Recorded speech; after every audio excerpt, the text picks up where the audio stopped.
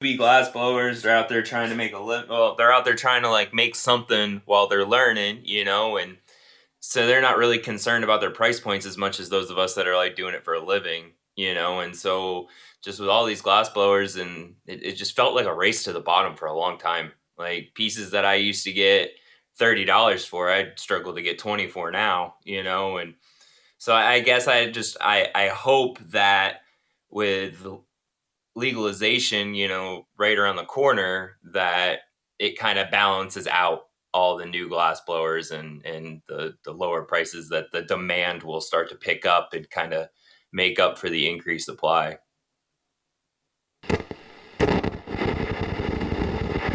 This is the Wise Guy Radio Show, a podcast dedicated to educating and inspiring through conversations with today's top talents in the world of glass.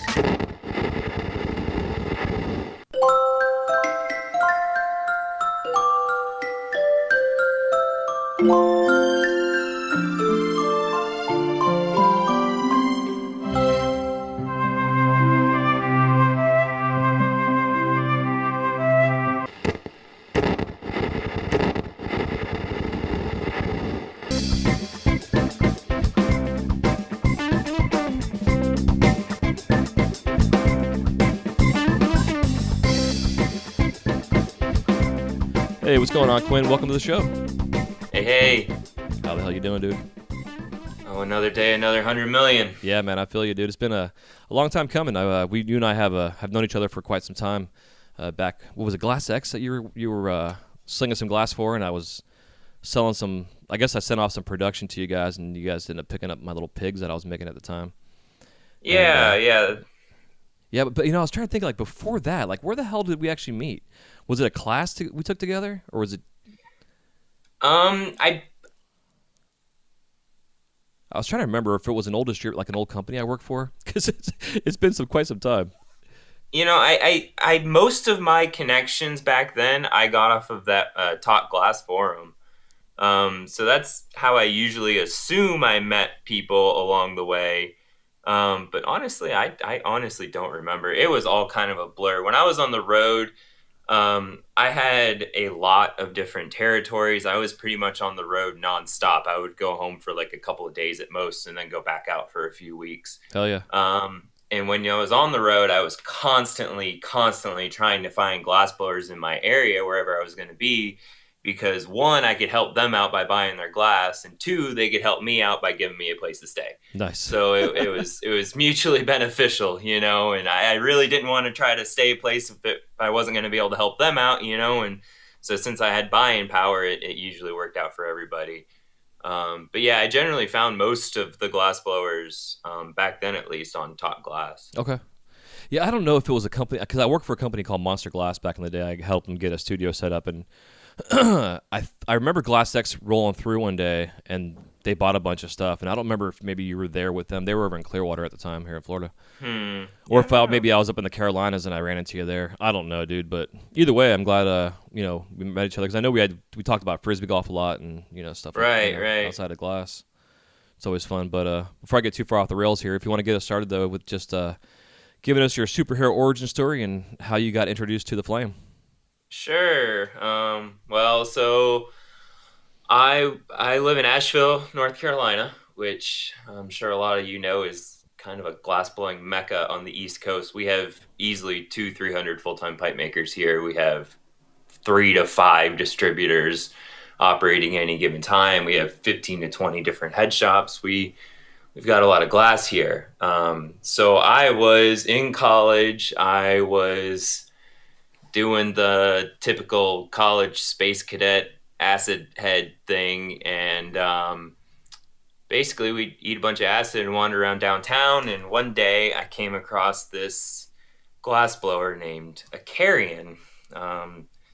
If you've heard that name, you're probably already getting angry, because a Carrion has burned lots and lots of bridges over the years in the glass community. So basically, a Carrion had made a deal with a local head shop called Octopus Garden, where he believed they would buy everything he made. Unfortunately, he would make, and to this day, I've never found anyone that made them faster, but he would make inside out little spoons in 6 minutes. Like, just crank them out. He'd take a big piece of 50, flare it, draw the inside, spin it up, burn it in, like good quality in literally 6 minutes apiece. Wild. So it was crazy. Like to this day, I've never met anyone that can make them as clean and as quick. Like I got to give him that.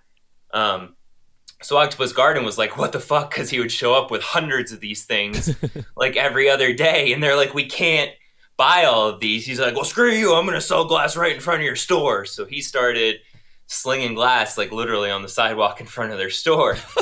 and, and so I met this guy and I'm like, wait a second, you make these? He's like, yeah. Well, I'm like, dude, I got to see that. You know, like, I'm like, can I like give you some money, like smoke some weed with you, something to like let me check this out? He's like, oh yeah, come back to. So he had this like little hovel trailer with this like horrible shed that like leaked everywhere, and he had a GTT Phantom and an F-130 and was cranking out decent class, honestly. So long story short, this guy was a lunatic. I wanted to learn to blow glass. I was going to school for lighting design for like theater and venues and stuff. And I was like, you know what? I'd rather do this. And so I was like, well, maybe I can make some money and like pay him to teach me. So I started buying glass from him and then selling it. So I would buy cases of glass, run around downtown and sell them for double what I paid, and made decent money. And then when the time came for me to like approach my parents and be like, hey, I'm gonna do this instead of college, they were like, I don't think so. And like met this guy and they were like, no, he's a lunatic. And he proved it by like sending my parents emails like threatening to kill them and all this crazy shit. Jesus. Yeah, so Akarian, he's a character. He's faked his death 3 different times. Akarian isn't his name. He's an illegal immigrant from Canada. Like it's all kinds of crazy. So anyway, he fucked off out of Asheville because he owed too many people money and didn't want to end up in the river. So he left Asheville.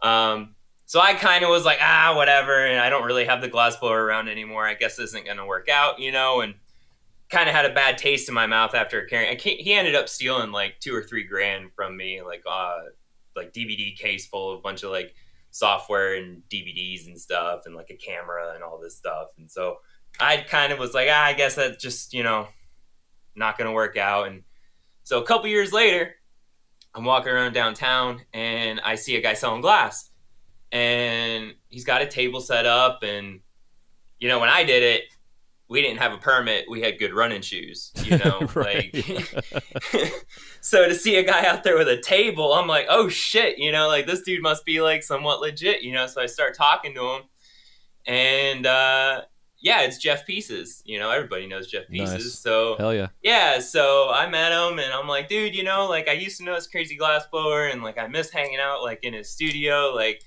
what can I do to like hang out in your studio? Like, I want a couple pieces made. He's like, oh yeah, I know a carrying, blah blah blah. He had, the typical carrying experience that everybody's had.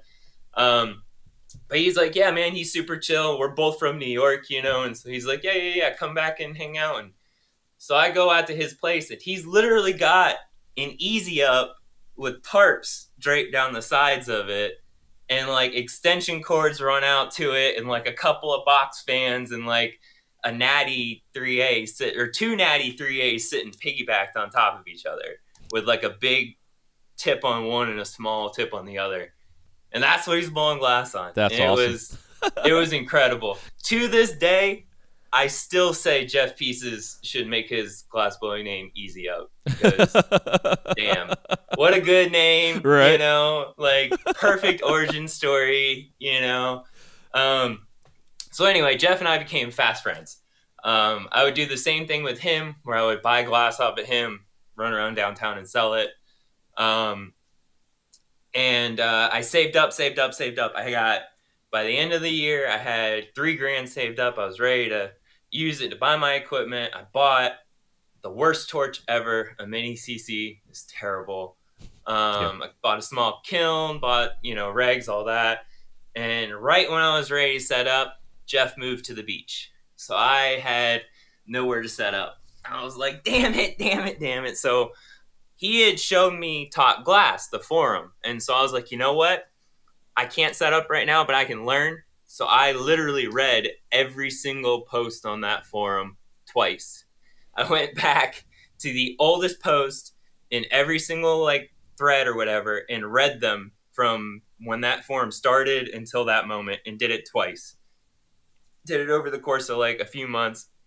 I became the most boring person ever to hang out with because all I would do is read these forum posts while people were sitting in my house.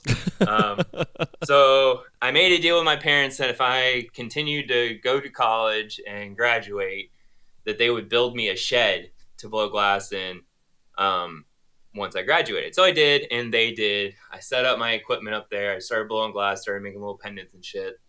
Um, they told me that I could not make pipes and that I must work a full time 40-hour a week job in order to continue to use that space, which I did not think was going to be very conducive to learning a new trade, that it would not be enough time, you know? And so I was like, you know what? I figured it out. I sold my oxygen concentrator, I sold my kiln. I had a friend drive up from Asheville to pick me up, drove me back to Asheville, and I just started couch surfing. I immediately rented space in a studio and then just started going from couch to couch while I was trying to save up money to find a place to live. Hell yeah. Um, yep. So I was in a studio, Snoop's studio, actually. Lots of people know Snoop.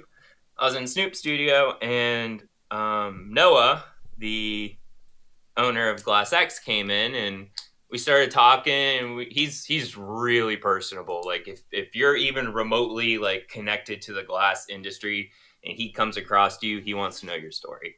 You know, so he started talking to me. I told him my story, and I guess he liked the sound of it. And he was like, "Well, you know, I could put you on the road, blah blah blah blah." And I'm like, "Dude, if I can do anything, it's fucking sell glass, man. Like I've been doing that shit for years. I can sell glass better than I can make it, you know." And Yeah. so, yep. So that's how that all started. So I started working with Glass X. I was doing, I was going up and down the East Coast. So I would go up to New York. I'd go up through, you know, Virginia and Maryland and Pennsylvania. I'd go across to New York, and then I'd come back down the other side, do a little bit of Ohio, West Virginia, and then I would go down and I would do Georgia, South Carolina, Florida, and I just kind of like alternated. Um, and that was super fun, honestly. Like I said, I really like selling glass. Like that is definitely one of my favorite things to do. I'm a huge glass nerd, you know, so I really like to talk about it. The head shop owners, a lot of these, they didn't know anything about glass, you know, and so I really enjoyed educating them. You know, I met tons and tons of glass blowers. You know, it was one of those things that I was really really grateful to be able to do when I was young. You know, when I didn't have a family, didn't have mortgage or anything to worry about. Mm-hmm. It was really nice, you know. Um, but it's not, you know, the best way to make a living. There's a lot of expenses when you're on the road.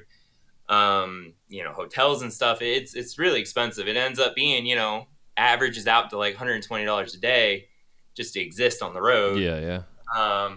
And then, you know, you're making, you know, your cut of what you sell. And if you have a bad day, you can only go to, say, 3 stores in a day, maybe 4 if you're lucky. And if you have a bad day, if you hit a bunch of China shops, whatever, you know, you can definitely come back and owe money. You know, you can definitely come back and not have made anything for that week or two you're on the road. So that you know, kind of made it tough. And I you know, I wanted to blow glass more. So I decided to kind of stay home and just kind of blow glass on my own. And I did that for a little while. I started to work security for music festivals in the summers. And that was awesome. That's a great way to sell glass, believe it or not. Yeah, yeah, I'm sure. Oh my God. Yeah. You go to a festival with a bunch of $20 frit spoons and you will leave with lots of money. Yeah, we used to walk around with oneies and frit spoons in our fingers. Right, right, right. Especially when you're working security, you know, no one's going to mess with you. Yeah. So it worked out really well. So I did that for a little while. And then I ended up coming back from being on the road for a few months working security in the headshot or the studio I was renting space in. She decided she wasn't going to do the studio anymore, and she was going to rent space in one of the studios here. And Asheville has a bunch of like decent studio space that you can rent in. So it's like, I imagine a lot of other places the best option is to have your own studio, but here in Asheville there are so many places you can rent that honestly a lot of the time it's better to just spend the money and not have to deal with like hauling oxygen tanks and all that shit. Yeah, definitely. Um, And plus the camaraderie that you have amongst other glass blowers, and there's yeah, definitely benefits. it's a lot easier to push yourself, when you got. people to push you, Yeah. But anyway, so her studio was shutting down, and I was still waiting on my paychecks to come through from working security. So I ended up in a position where I had like 5 days to make rent and did not have any way to do it. So I had to sell my torch, unfortunately. And that was rough. So I had to sell my torch. I got a job delivering the newspaper here in Asheville. Um, but the good side of that is I started to read the Wall Street Journal every day and got into stock trading and took, that delivering the newspaper job is honestly one of the best paying jobs I've ever had. As crazy as that sounds. Oh no, my dad did it for Um, a long time. He managed one of like the routes for the yeah, that's areas, what I did. and they all made great money. I had a single copy route, and I ended up, I was making, 800 to 1,000 a week just to deliver the newspaper 3 hours a night, Yeah. and so I invested a bunch of that money. I ended up getting a new torch and started blowing glass during the days. And so I was blowing glass during the day and running the newspaper at night. After a while, I got to a point where I was like, you know what? I'm just going to try to blow glass and quit doing the newspaper. So I quit the newspaper, and I realized that money was a lot nicer than I thought it was, and was like, shit, I need to get some actual paycheck coming. And so I got a job at one of the head shops here in Asheville. And this was the smallest head shop. It was actually originally started by Noah from Glass X. Him and his girlfriend at the time started it. When they went their separate ways, Shannon kept the store. So I went to work for Shannon. And it was great. I really, really enjoyed working at a head shop. It really felt right. After being in literally every part of this industry. Before I blew glass, I collected it. I worked the trade shows. I worked as a distributor. It's just after being on every part of this industry, it felt right being in the head shop, being able to educate the consumer. Like I'd Oh yeah. educated tons of shop owners. Now was my chance to actually educate the consumer. And because I have this wealth of knowledge about glass, I was a very, very good head shop employee. Good Lord, could I sell some glass, Yeah, And I'm sure. my gosh, and so I did, everything in my power to keep that store going. But unfortunately, um, in a town with a 10-ton gorilla like Octopus Garden, they got raided by the DEA, got all their stuff taken. 3 days later, they're open again with their shelves full. Like no one has any idea where all this glass came from because they Jesus, yeah, got it's it all crazy. taken. It was all gone, and then 3 days later, they're open with all their shelf stock. We're like, what the? Where'd that come from? It didn't come from us, Yeah, Like that's no wild, one huh? knows. So they have 11 stores in town, and so with them in town, it was quite difficult to continue to be the bootstrapped, but we were 100% local. We didn't sell any Chinese glass, nothing. We had tons of local art. We did a lot of consignment stuff from local artists. We really were a force of good for the glass community in Asheville. We're proud to have done it. Unfortunately, it did come to an end. Shannon sold the store to another small head shop chain in Asheville. They focus more. We didn't sell any tobacco products. They focus more on like roll your own tobacco, and do sell a bit of Chinese glass, which kind of hurts, honestly, to know it's being sold over there.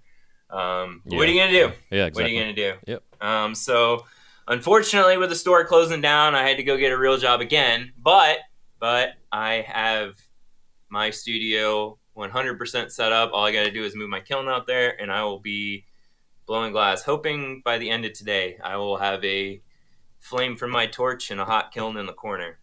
Yeah, man, I'm excited for you. I am very excited. It's been way too long.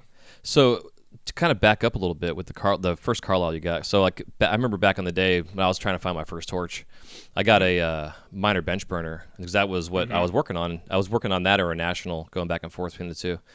And so I bought the minor bench burner, and for me it was a great little learning torch. It was $160, for a torch, and it got some glass moving, but it wasn't a lot. But I was still like, I got to a point where I was still making like small bubs on it and stuff.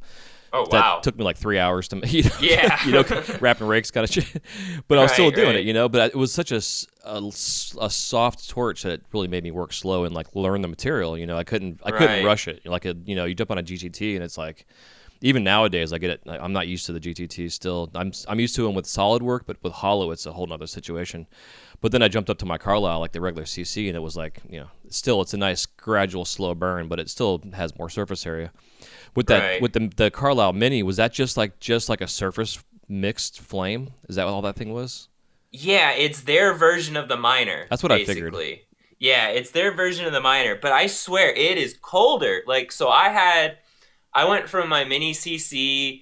All right, let me think of the progression here. I owned the Mini CC. I actually, when I was living at my parents', I briefly went to the Midwest and worked with a glassblower out there for a couple months. While I was out there, I sold my Mini CC because I was working on his Scorpion, the GTT Scorpion, which I really liked. It was tiny, like the torch itself. It looked like a toy. It was so small, but it actually put out considerably more heat than that Mini CC did. So I went from that to I bought a Red Max, which has the minor on top, and that top flame was so much hotter than that Mini CC, so much hotter.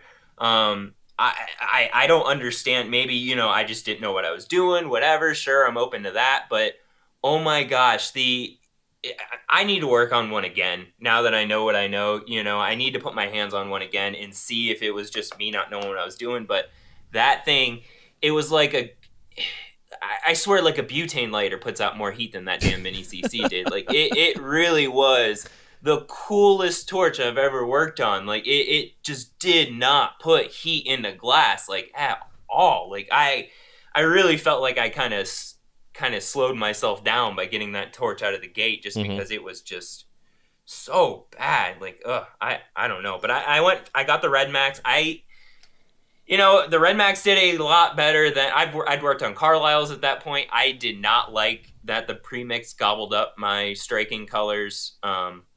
I liked that I could burn the haze off, but I had to be so careful not to destroy them in the process. And so I didn't like the premix center. So I liked the Red Max more than the CC.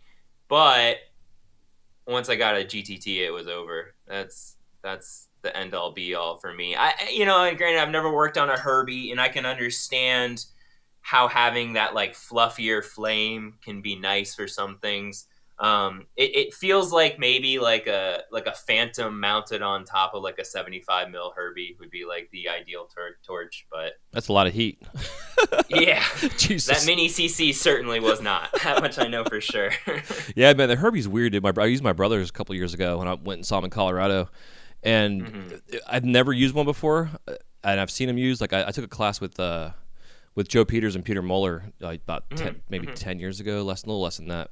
But seeing Peter using his and seeing like just him able to do his little threading stitch work on like his little voodoo dolls and stuff was just using that center. Just you couldn't even see the flame, kind of thing. It's just incredible. So I jumped on Jared's torch, and I was just like, it was the most intuitive torch I've ever been on. Like it was just really instinctually natural for me to use it. Wow, it was wild, man. Like just be able to rotate and go in and out of the flame settings and stuff. Right.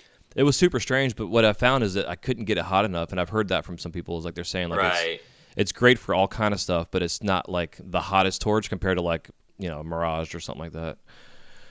So, but it's interesting. But yeah, so I'm the same way, man. Because I've been rocking my Carlisle for 21 years almost now. I guess it's been. Sure. But I've been using the Mirage at work, and I had to learn it while I was learning and making a new character I'm doing. And it's a big, solid piece of glass.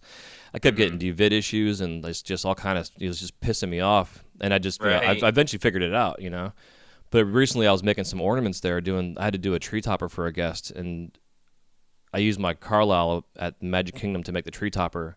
Went to Mexico at Epcot where the GTT is to make some smaller versions of it, and I just made a sloppy fucking mess. It was, it's so funny, dude, because like I make fun of the guys I work with because they've all been working glass for 35, 40 years, solid work. You give them a piece of Right. tubing and it's like they're lost with it. Oh yeah. I felt like that. I felt like I was one of them trying to make these little tiny angel things. It was weird, Right. but it's like anything else. After a while, you get used to it, and then there's the pros and cons. Everybody has their benefit. The Carlisle is great for fuming, but like you're saying, like you get the reductions on color. It sucks.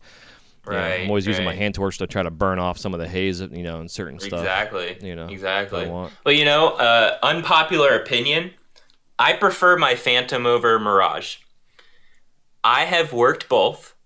Okay, so I make frit spoons, right? That's what I've been doing. That's been my bread and butter for the whole time I've been on the torch. Frit spoons, right? So that's like I time myself on them. I know how long they take. Mm-hmm. So on a Red Max, it's like 21 minutes.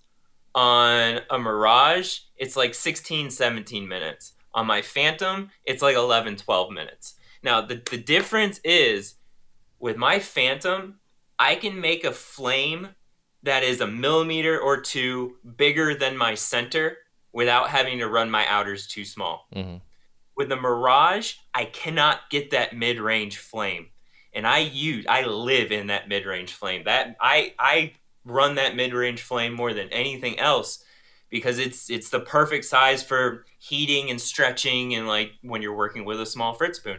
When I work the Mirage, I end up just fighting with this hissy ass loud outer trying to get it smaller so that I can get that mid-sized flame that I'm so used to. Yeah, I know what you mean. It's like the right perfect width of the width length of your tubing and everything. You're not Right, worrying with right. your blowpipe's not getting sloppy on you and shit. Right, and I feel like the Mirage is just too big, and like people have asked me like when are you gonna upgrade to the Mirage? I'm not, I do not think that's an upgrade, and I think people kind of do newbies a disservice when people are like, hey, I've got, $1,500-$1,600 to spend, what torch should I get? And people always try to push them towards the Mirage because, quote, you'll upgrade to it anyway in the future. You'll want it in the future anyway. And it's like, no, not necessarily. Yeah. Having worked on both of those torches, I absolutely prefer my Phantom. If I had $1,600 to spend, I would buy a Phantom and a nice ass Marver. Like I would not buy a Mirage with it. If it's a newbie, I tell him to buy a National. Put the money in there. Right. Give them, make them appreciate that GTT when they finally get it. Yeah, because I mean, how many times have you seen like these, post, GTT for sale, faces melted off, basically? Oh my gosh, kind of thing. Yeah. Yep, you're not wrong. Nope, the Red Max lives for beginners, man. Yeah. I really think that's the perfect beginner's torch. Man, I've seen some people make some crazy shit on Red Maxes. Like, not even fathomable to me the size and pieces that I've seen made on those torches. It's incredible. Man, if you're patient, you really can. Like the whole thing of the Red Max is it's just not efficient. It just puts a lot of heat out into the air, Yeah, exactly. instead of into the glass, But if you're patient, you can make some awesome stuff. What I used to do when I had the Red Max is I would crank both flames and then put out in front of it and flare, like using both flames. So the big flame would be more towards the middle and then the top flame would be on the outside edge. And I would flare using both flames. And, it took a little while because it wasn't very hot, but that was a big ass flame I was able to conjure up out of the thing. But I mean, like, compared, like, because everybody compares the Red Max to the Lynx as far as, like, beginner torch. They say either get the Lynx or get the Red Max if you're trying to spend, $400, $500. And granted, I have a hard time with that one, honestly, having worked on both, So, like, here's a story. You know Levi down the road from you? Yeah, yep. Yeah, so Levi, when I first met him, he was running on a Lynx. And I had a Phantom, so I was very familiar with the Lynx, And so I was like, oh, yeah, dude, awesome. We can make all kinds of stuff on your Lynx, Like, that's my center flame. I'm totally like, yeah, I can do, we can make all kinds of stuff. I realized that, so when I run my Phantom, 90% of the time when I turn my outers off, I leave my oxygen on the outers. Mm-hmm. And it does so much to that inner flame. It makes it less it makes it more like a laser. It focuses it more.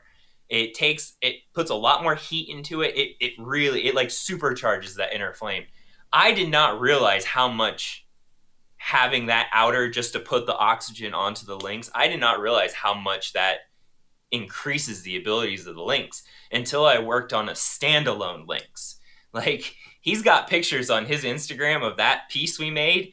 Oh my gosh. Like still looking back at it, I'm like, oh, I don't really want my name connected to that one. Like because it's just you can tell that it we had a good plan, but we just couldn't get enough glass moving at once to make it happen. Right. And honestly, in that moment, I was thinking about how a Red Max would be able to do it. It would take it a while longer to like heat, but you'd be able to get that large mass of glass hot at once, you know? Yep. Um, Oh yeah, totally. so yeah, I struggle with the what should a newbie spend $400 $500 on? I struggle with that one because I definitely see the Lynx as the more generally more capable torch. That laser, that tiny little hair width flame you can't get anywhere near that on a Red Max, and that was always my issue with the Red Max was I couldn't get the surface mix topper narrow enough and still hot. And you absolutely can do that all day with the Lynx, but as far as heating like a larger amount of glass, I think the Red Max has the Lynx beat. Yeah, yeah, yeah. It makes sense for sure. Yeah, I know what you mean though, man. Like getting into projects, like where in your head you're thinking like you can see the glass moving and making this big Right. shit. And for me, it's like my brain gets stuck into the hot shop where I'm like making this big stuff on on the furnace, and it's different glass, the whole process. But in my brain, I'm doing the same thing on my torch. And I remember years ago, I was making these like jellyfish lamp shade tops for my buddy's bar. And I was like, oh yeah, in my head I saw myself like I had the whole everything down, like I had fucking steps and like some bricks set up for myself so I can actually stand up tall on and have my torch all set up. It was just like this whole thing. And it was middle summertime, it's nice, like 100 fucking degrees outside in Florida, and Right. I could not get this glass to flare out as big and wide as I wanted. And I was using like 55 mil or 52 or some shit, and it just Right. wouldn't move like I wanted it to. And it's frustrating, but it's just funny, like where our brain goes to, like, oh yeah, I can do this, and Oh we're yeah. just like No, limited by technology. or limited by for me my hands. Like oh my Yeah, gosh, like I can look at like Jason Lee just put out the zipper tech. yeah. How fucking cool is that shit, right? Dude, so the first time I looked at it, I'm like, witchcraft. It's fucking witchcraft. Yeah. And then he put out that Chillum just the other day, and he's got it in the bull push, and I looked at it, and it fucking clicked. And I was like, oh shit, that's how he does it. And I got so excited, I turned to my wife, I said, look, you see this? This is how he does it. Like, because I figured it out. I know there's no way in fuck I'd ever be able to make my hands do it, but I know how he did it, like...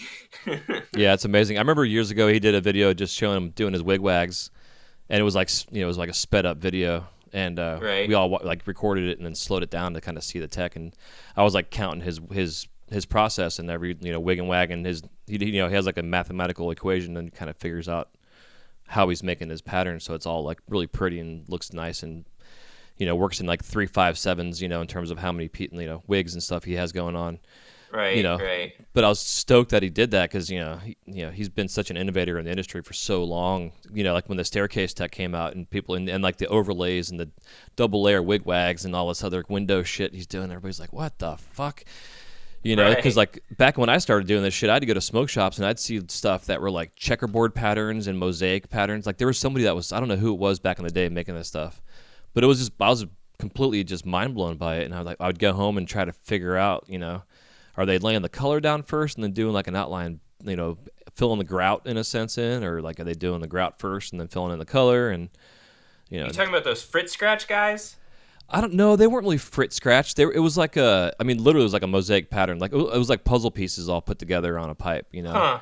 But they weren't like in a puzzle shape. They were just like random kind of different pieces. But there were some that were like checkerboard patterns, that like a dot box, Right. kind of situation. Right. No, that's what made me think of the frit scratch guys was they used to do a lot of checkerboard stuff, and it blew my mind because they would have like 3 or 4 colors. Hmm.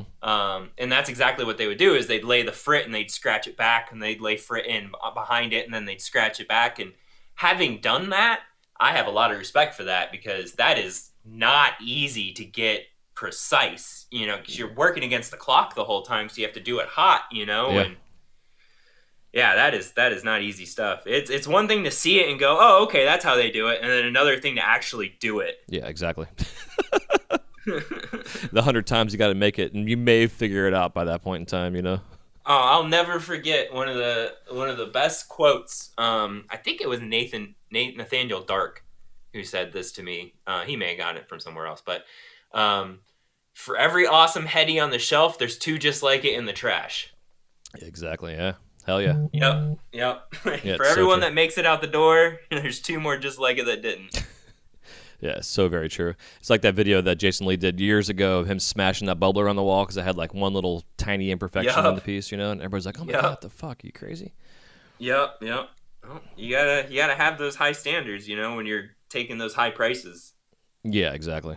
Yeah, that's what it's all about. Yeah, man. So pre-show we were talking about that too, like kind of getting back into the into the swing of things with the industry, and you haven't been on all sides of it. I did myself. Like I ran a smoke shop for about 2.5 years, while still blowing glass, and I didn't go out and sell anybody else's glass, but I was selling my shit. So I've Mm-hmm. seen all the sides of the industries and watching the growth and the ebbs and the flows. So here we are now, 2020, with this pandemic going on, and you're like, hey, I'm gonna go start blowing glass again. But on the background, you're also talking about your investments and stuff, which has helped you financially, through I guess the years too. Besides getting other jobs, but now that Right. you're like kind of getting your wings back on again, are you gonna go through distributors? You gonna go to retail? Like how are you gonna go, and sell your work in terms of marketing and things? Well, start close and work your way out, right? So I still have great relationships with the head shops in town, and Hmm. like I said, Asheville has tons of head shops in town. So, um, I gotta shout out my favorite in town is definitely Wonderland. Wonderland down in Florida. Yep. So they were all started by the same guy, Huey. You know Huey? Name's familiar, but I don't think I've met him. I met the owners of the one in down in South Florida. Yeah, so I think her name's Danielle, Yeah, yeah, the woman who owns it. So yeah. she bought it from Huey. Okay. So Huey opened the original Wonderland in Philadelphia. It's like supposedly like the longest running head shop in the country. Like it's been like a head shop since I don't know the late '60s or something. Um, but Huey opened that store, right, and he ran it for years and years and years, and he got tired of living in Philly, so he decided he was going to retire to South Florida. So he moves to South Florida. He opens up the Wonderland down, or he sells the one in Philly, moves to South Florida, opens the one down there. Um, Runs it for a while, decides, you know what? I like Asheville, and decides he's going to sell that store and move to Asheville and open another store. So he does. He moves to Asheville. He opens up Wonderland in Asheville. It's in a great spot. Oh my God, the space it's in is beautiful. It's in like almost the dead center of downtown. Like it'd be hard to be more central. Like it's in such a good spot. Um, he let his daughter Abby manage this store. Abby Abby doesn't get along with people very well. Lots of the glassblowers in town had bad experiences with them. And so they struggle to get local glass, which is a really big deal in a town with not just local glass. But Asheville has a huge, huge focus on local, like local, local, local. So to be the only head shop in town that doesn't have much for local glass doesn't do much for you. So Wonderland started to struggle. They decided they were going to go out of business. Their head cashier, the guy who'd been working for them for years, stepped up and made a deal with them and bought the store from them. His name's Richard, and he is amazing. Richard Hogan. He is such a good dude. So when I was just trying to sell glass to them, right? So I'd go in, I would look at their glass. I'd see frit spoons on the shelf that I knew who was making them. Mm-hmm. So I knew who was making them and I knew what they were charging for them. So I went to Hewing. I said, look, you see these frit spoons? I know what you're paying for them. Mine are better and cheaper. Why aren't we doing business? You know, and he'd be like, oh man, you're right. We should be doing business. Come back at 5 and Abby will buy them. And I come back at 5 and Abby would be like, yeah, we're just not buying right now. And I'm like, look, 2 hours ago, your dad said you were buying. What's going on? You know, and so I'd get the runaround all the time up there. Well, Richard, the cashier, would be like, well, let me see what you got, you know, and buy pieces off of me, you know, and so for years, Richard's like go-to piece was one that I made. So I'm living with another glassblower who was trying to chase down Wonderland for a check. They said, don't cash it, don't cash it, don't cash it. And he's like, well, this is bullshit, you know? So I said, well, I'll go up there with you and we'll get that money. So I went down there with him, and no sign of Abby or Huey, but Richard's there, and he starts writing this guy a check. And he's like, yeah, things are going to be different now that I'm running things. I'm like, what do you mean you're running things? He goes, that means you got to bring me some glass, man. I was like, Nice. fuck yes. Yeah, I was stoked. So Richard, man, he's paid my rent more than anybody I can imagine. Like he has bought glass from me more. I had probably sold more glass in Wonderland than anybody else. He's great. So I'm definitely gonna, you know, hit up my local stores because they've always helped me out. And you know, like I said, we do have a ton of distributors, but it's one of those things where it's like, if you deal with this distributor, you can't deal with that distributor. And if you talk to this person, we won't buy from you and blah, blah, blah, blah. So you got to kind of be careful who you choose to deal with there. And then, you know, I was on the road for many, many years. So I do have, you know, boxes full of business cards, but knowing the glass industry, how many of those stores still exist? Yeah, you know? yeah, exactly. How, like, cause man, when I was on the road, it was right in the middle of the spice era. It was right in the middle. Like we were definitely going to stores that weren't making money off of glass, that were definitely just making money off of spice, you know. And now that that's gone, I wonder how many of them are gone. There was a store in Virginia, man. I'll never forget this store. I was training somebody to go on the road, so it was 2 of us in the car. So we're going along.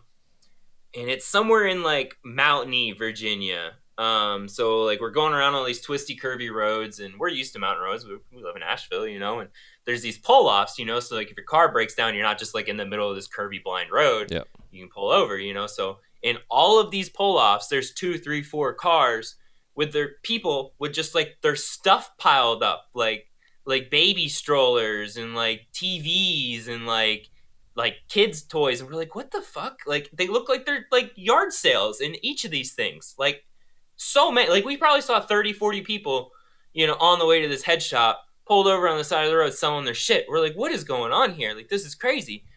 So we get to this head shop, and it's like this younger dude, like the cashier guy, and then there's like the like owner guy or whatever. So we're talking to the cashier guy, and we're like, what's up with this? Is this like yard sale day? Like did people like do this? You know? He's like, oh, those are the spice heads. We're like, what are you talking about? They're out there selling their shit so they can come down here and buy spice. Jesus. Like, are you serious? And spice and bath salts, they sold them both. So I'm like, are you serious? He's like, yeah, man, it's crazy. He's like, I pull up to work and I'm trying to like hit a bowl before I go in the morning, and I got people like banging on the windows of my car trying to get me to open up the store and let them get their shit, you know. And so I'm like, dude, does anywhere like else around here? No. He said nowhere else within 50 miles sells this stuff. We're the only place. This store, I go in, so it's like an old Blockbuster, right? And they had a fire in like the big part of the store, so they've got like this little side part. It's no bigger than like a bedroom. They've got like 3 cases. One has all China glass. The other 2 is all spice and bath salts and bullshit. They take me into the back. They have 2 massive like vaults, huge, like bigger than like a closet, like the biggest gun safe you can imagine, like 2 of them. One of them is just full of money, and the other one is just full of bath salts and spice. I could not believe what I was seeing. And then of course they didn't buy shit because they were not interested in American made glass. That's for damn sure. Mm-hmm. So I think I ended up getting like a $500 sale out of them. But that one store, like single-handedly ruined that town. Like I cannot believe it. Yeah, it's crazy. It was weird, man. Because at that point in time too, I helped this company get set up for getting their studio going, and they were like a big distributor, manufacturer of that shit. And part of my going into them was that they were telling me that they were phasing out of it. They made all this money on it, and they wanted to take the money and invest it into starting a glass blowing studio with American made glass. And I was like, cool. As long as you guys are transitioning out of this, I'm fine with it. But if this continues, I'm not fine with it, kind of thing. Right. So I made a good salary with them, got a studio. I basically built my dream studio out of it in a sense, and having to deal with permitting, like it was a fucking nightmare when it all came down to it. But they continued to sell all the shit, and then the feds started coming, started whispering and stuff, and started coming around, and I eventually ended up quitting. And I told them, like, you guys might as well be selling crack. It's like that's how I felt about it. And then they told me they made $32 million in like 2.5 years. Fuck. I was like, well, I understand that, but I don't give a fuck how much money you guys are making. But the upside of it was the shops like that one you're talking about, they obviously didn't give a fuck about the glass, but some of the shops that were making like $100,000 a month selling spice would then turn around and buy like $40,000 pipes and some super high end shit, which really helped, I guess, create the first big wave, in the industry 10 years ago or whenever it was, about 10 years ago. So, it kind of helped. But like you're saying, I wonder how many of those shops still exist, because once that shit was, criminalized in a sense, completely federalized, it was, a lot of shops stopped buying glass because they had $250,000 worth of headpieces in their front two cases in their shops, and they couldn't afford to buy the production spoons, anymore. Oh man, but that's where I came along. I loved those stores, man. So I would buy those pieces from those stores. Mm-hmm. Oh my gosh, it was amazing. I got a 2006 Darby, like it was a dry piece. It was like kind of ray gunny, but not really. It was nice. It was real organic. $250 Crazy. Yeah, and it's because they bought this shit and then they couldn't sell it. Mm-hmm. They bought it and then they were like, well, fuck, what do we, it sits on their shelf, and then I come in and I'm like, shit, I'll trade you proto for that, and oh my gosh, yeah, I bought, and what I do is I buy them and then I take them to Wonderland, and Richard would let me put them on consignment in his heady case so he could spruce up his heady case, and I'd sit there and triple, quadruple my money on the things. Hell yeah. Yeah, it worked great. Smart. Yeah, it worked great. Like the pre-days of flipping glass. It was flipping glass without the internet. That was before, like, what was it, Boro Market or whatever? Mm-hmm. That was before all of that. Wow. Man, there was another spice store. I will never forget this one either. So this was in Cleveland. Like, downtown Cleveland is massive, and it was in like the downtown area. So it's on a corner in downtown Cleveland. It's a long space. Like, you go in and, like, your standard glass case, they probably had like 10 of them, like, along the length of the space, and it didn't even go all the way back. The whole back of the store, the lights were off. There was nothing in it. It was just the first, like, 4 cases had, like, stuff in it. And mostly China glass, spice, bath salts, and China glass pretty much. Problem is, when you're calling around head shops, you don't know until you get there. Yeah, exactly. If it's a waste of your time or not, And so it's like, I walk into these stores and I just go, fuck, because I know all I want to do is get out of there as fast as I can so I can try to make it up somewhere else, And so I'm like, I go in and I'm like, what's up, and I got 40 cases, you want me to bring them in the back or what? He's like, he kind of like looks at the back door and like, he's like, nah, we'll just do it here. So I said, all right. So I start going through all my cases, trying to do it as fast as I can. We get through it all, and towards the end, he's like, hey man, you smoke? And I'm like, yes, I do, because that was the thing. When you're on the road, you can't bring shit with you. Because if you get caught with weed and a bunch of pipes, they will hit you. They can hit you with 4 charges per pipe. They can get you in manufacturing, distribution, trafficking, sale. Like, they can get you with so much. So you really don't want that, So we never, ever, ever, ever brought any weed, anything with us. But we always hoped that, head shop owners, glass blowers, whatever, along the way would smoke us up, and so head shop owner said, hey man, you smoke? I said, fuck yeah, I do, He's like, here, and tries to hand me just like a loose handful of weed. And I'm like, man, I can't take this with me, Like, I got a bunch of glass in the car, like, I can't smoke this in my car, like, I can't do anything with this. I'm like, you got like a pipe, or like, you mind if I just jump in the back real quick, something? And he like looks at the back door again.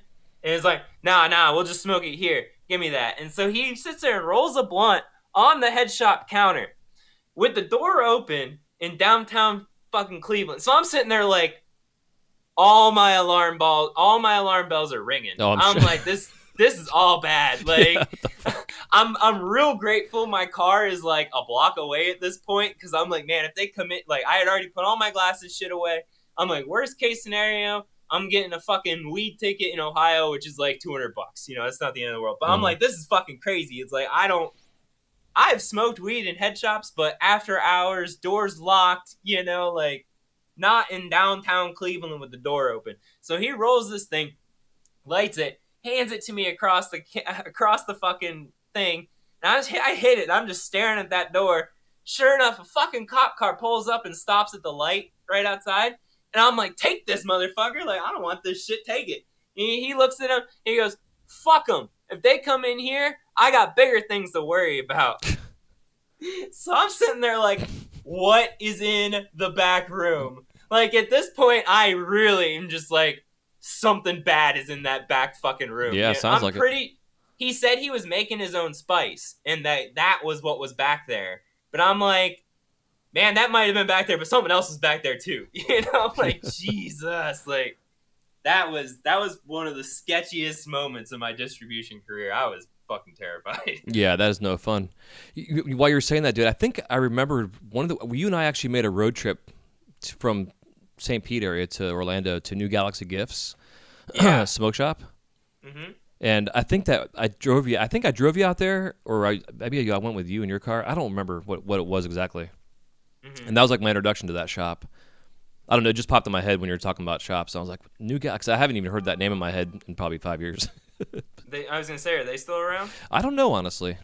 I know that they started manufacturing their own water pipes here in Orlando, Oh, and okay. I think that the owner that owned New Galaxy sold the line to Orlando Glass Union here locally, something of that nature. I don't remember Right. the what the story is exactly, but I don't know if the smoke shop's there, but I know the water pipes are still getting cranked out. Right. I don't know. Yeah, it's Anyways, it's it's crazy how fast head shops roll over, man. It's like if you have a head shop and you've been open for more than 3 or 4 years, you're in like the 90th percentile. Like, you're doing better than the vast majority of head shops. well, it's like glass blowers. If you can survive the first year, Right. pat yourself on the back. Right. I think, yeah, it's like year two that you start to really kind of feel like you got your legs under you. Yeah, and it takes like 10 years to get your fucking feet and really going. Right. But Right. yeah, that's a whole nother thing. So yeah, man. So that being said, just, with your production lines, so you start off doing pendants and shit, and then you're making spoons, and you're saying your frit spoons are your go-to. Are you looking at expanding outside your lines from that, or are you just going to try and do like your little bread and butter, keep that rolling?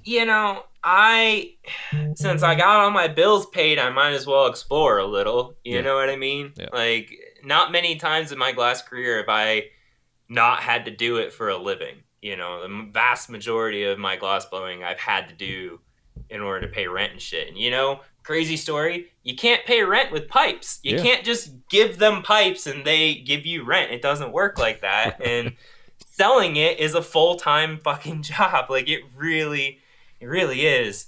Um, but no, so it's crazy. So, like, before I ever blew glass, I had in my mind the shape that I wanted to make. And then when I was like first doing research, Lurch did a very kind of similar shape. And there's a glassblower around here named Billy Goat.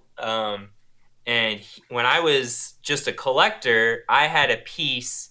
He calls them beaver tails. I call them squatty dry. So basically, I've got a couple on my Instagram. So basically, you do like a disc mouthpiece. You hook it up to like a So basically, I blow like a football with a constriction on the top, and then like a big wide disc on the top of that. And I weld the two discs pretty much so that they're on the same plane. Does that make Mm-hmm. sense? Yep. I weld the discs on, so the one disc is the mouthpiece, the other disc is the top of the can. I heat that whole football and I flip it towards the mouthpiece and then lean it back and puff it out as I push down with a bull push in the push to kind of like keep it on the right plane.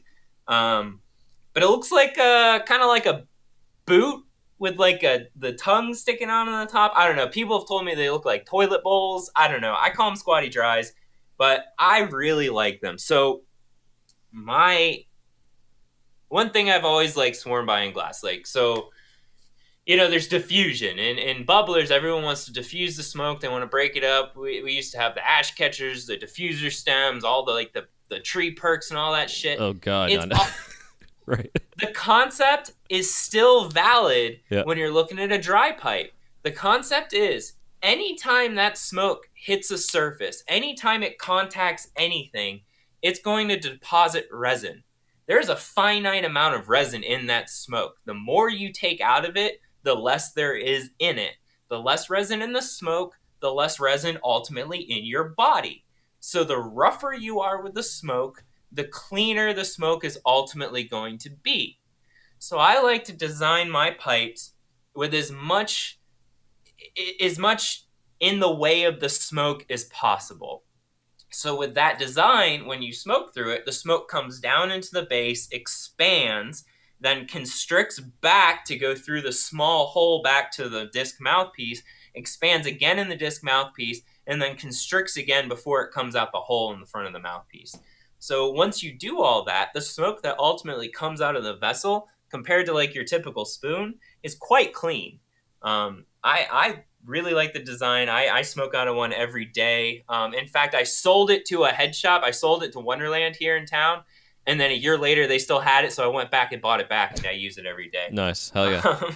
Yeah, it's like it really does work. The rougher you are with the smoke, the cleaner it is. I personally don't like water pipes; they mess my throat up. So I like a nice dry pipe that has a lot of diffusion within it. Yeah, it makes total sense, and I know too. It like cools it down. That's why I like smoking like a big Gandalf, type style dry pipe. Right, right.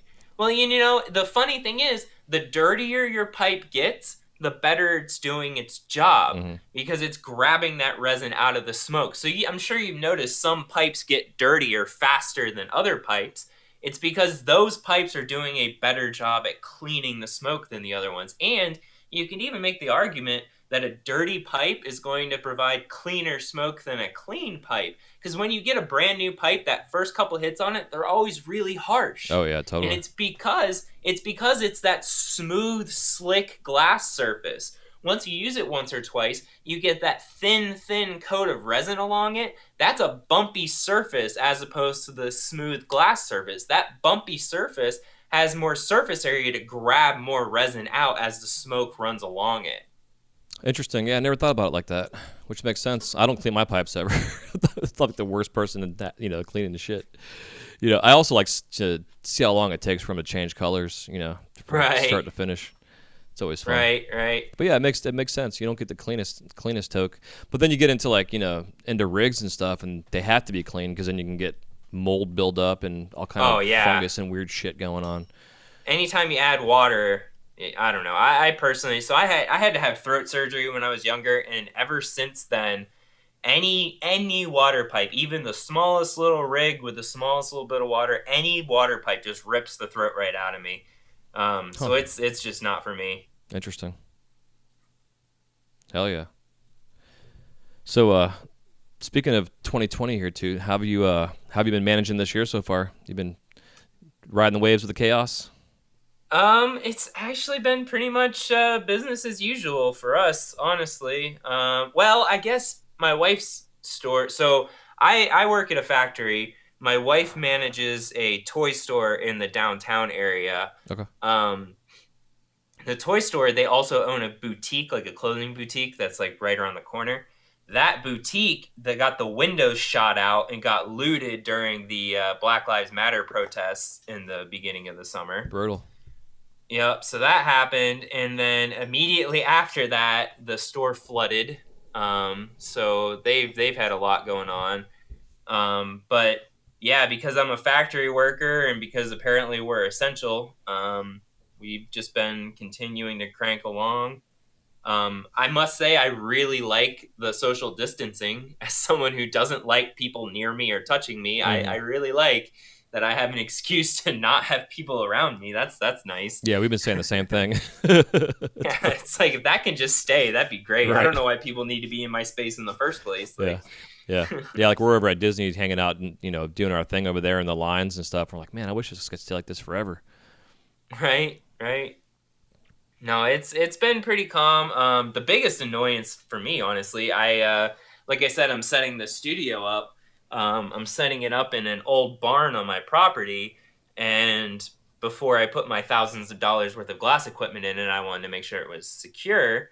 And the doors on it had been there for 50 years, 60 years, and so they were all rotted, and I don't know, you could look at it funny and they'd fall off. So Yeah. I had to replace the doors on it. It costs $180 in lumber to replace those doors. Jesus. I cannot believe. I'm a carpenter. Like I grew up in a wood shop. When I went to college, I got my degree in lighting and technical design. So I worked as a technical director for theaters. So my job was to take a design, figure out how to make it, figure out how much wood it would take, and then how much that wood would cost. So I'm very good at estimating how much a project should cost, and in normal times that would have cost $70. I could not believe when I got up to the checkout at Lowe's and they wanted $180. Yeah, it's crazy. Are they like large barn doors too that you're working with, or just standard doors? They're like 3x6, two 3x6 doors, so Okay, it's like yeah. a sheet of plywood each, and then like 15 2x4 something like that. Yeah, yeah, yeah. Huh. But it's crazy how much all that adds up when lumber is just through the roof right now. Yeah, it's crazy. I wonder if the building boom going on right now too has anything to do with it, because I know like here in the area, like construction just fucking bonkers right now. Everything going on. Well, that's exactly what it is. Yeah, the how it's because everybody's able to move out of the expensive city centers and move somewhere a little bit cheaper. And because it's cheaper than what they're used to, they're like, well, shit, we've been spending, $3,000 a month on rent in New York City. Let's move out to bumfuck upstate New York, do everything over Zoom, and they can take that $3,000 a month and turn it into a decent house that they have built, Yeah, yeah. And so, yeah, people are buying houses and renovating houses like at a ridiculous rate right now. Yeah, yeah, same around here. Most of it's like some of the old neighborhoods are just going in and tearing the houses down, and like a lot of these homes are on Right. like double lots, so they'll put two big fucking homes on them. Right. Crazy. But speaking of Zoom, so like pre-recording too, we were talking about investing and stuff, and I want to kind of talk about that a little bit too, because as a glass blower, you got to diversify. You can't just like rely on your glass. You got to have something else, Yeah. For long-term retirement, especially. And I know a lot of glass people. I think humans in general don't think about that far out, but you have to like still prepare and plan for when you're in your Yeah. 60s and 70s and 80s, and what are you gonna do? How are you gonna feed yourself? Not relying on Social Right. Security, because that shit's fucking nothing. Right. So like this whole COVID thing happened, and I started hearing a lot about Zoom, and I had heard about Zoom a couple years ago, but not as much. Obviously now it's like Skyping. It's like it's part of our vernacular now. And my wife and I were both like, man, I wish we could have dropped like $100 in stocks, And then we were like watching all these other big stocks out there go to shit. Like Disney's stock was under $100 for about 3 days, and it usually runs around like 160 to 180 a share. And I still regret not getting. I don't know if there were any available to purchase. I don't know how their stocks work. If they allocate so much or whatever. But investing is a smart thing. And you had talked about wanting to start like a show or something of your own to educate people in a simple form on investing. So like for the glass blowers out there that need something, a long-term investment for themselves. I know you're not a professional in this, but still you have knowledge. Yeah. So anything you want to pass on? Yeah. So first of all, that disclaimer you just mentioned, do your own research. Investing is inherently risky. Do not buy or sell anything based on what you hear here. All right. So now that has been said, so investing is basically it's buying ownership shares in a company. So when you buy a stock of Disney, you are buying a share of ownership. You literally own that tiny piece of that company. So when you look at the shares outstanding, how many shares they have out there, that's, you can figure out your percentage of ownership, which if you buy one share, it's going to be like 0.0000001%, something ridiculous like that. Yep. Um, so when you buy stocks, there's two ways to make money. It can either go up in value or you can get dividends. And hopefully it does both. So dividends, so you own part of Disney, right? So when Disney makes money, they should give you some of that money. So that's what a dividend is. It's basically they're paying you to own that stock. Dividends, a good dividend's usually around like 5%. They can go as high as like 9, 10%. But that's annually. So say you buy $100 share and it's a 5% dividend. Every year they're going to give you 5% of that stock's value. And let's just pretend that it doesn't go up. Let's just pretend it stays at $100. So in 20 years, you have something for free now because they've given you that money, that $5 a year for 20 years. It's $100. Yep. You can set dividends to automatically reinvest. So when you buy, something with a 5% dividend, instead of them giving you $5, they give you a portion of a share of their stock. And thanks to compound interest, if you do that, it adds up really quickly. So I'm gonna real quick. So you're talking about Disney. Let's see. When I was a kid in like 1996, 1995. Let's see. Disney was December 29th, 1995. Disney was $19.62 a share. Jesus. It is now $154 a share. So back in 95, you ask any 5-year-old, any 10-year-old, what's going to be around? Disney. No one thought Disney was going anywhere back in 95. And if you had bought $20 worth of Disney back in 95, it'd be worth $154 now. And their dividend yield's kind of low, 1%, but you would have also made dividends over that whole period. So there's a few different like schools of thought of investing. There's day trading, there's value investing, there's swing trading. Value investing is probably the most common. It's like the Warren Buffett school of investing, basically. Basically, what it is you're taking money that you don't need to touch for at least 10 years, and you're putting it on a company that you believe strongly will be worth more in 10 years. So it's not short term. It's not, I want to make a quick 10%, whatever, blah, blah, blah, blah. It's trying to hold on to something for the long term. And that's what, like, when you look at stuff like Disney, like that would be more value investing. You're not trying to buy Disney to make a quick profit. You're buying Disney because you think it'll be around in 10 years. Yep, yep. Yeah, so there's also day trading, where day trading you basically need a lot more money to do it, where you're buying in and out of a position. Say it goes up a penny, you sell it, goes back down 2 pennies, you buy it again, it goes up 3 pennies, you sell it, goes down 2 pennies, you buy it again. And you do that repeatedly, and through volume and having a lot on the market, you end up making a lot of money. But honestly, so if you're getting started in investing, the best thing to do is go ahead and put some money on the S&P 500 or something similar. So the S&P 500, what that is, it's a collection of the 500 most valuable stocks on the market in the United States.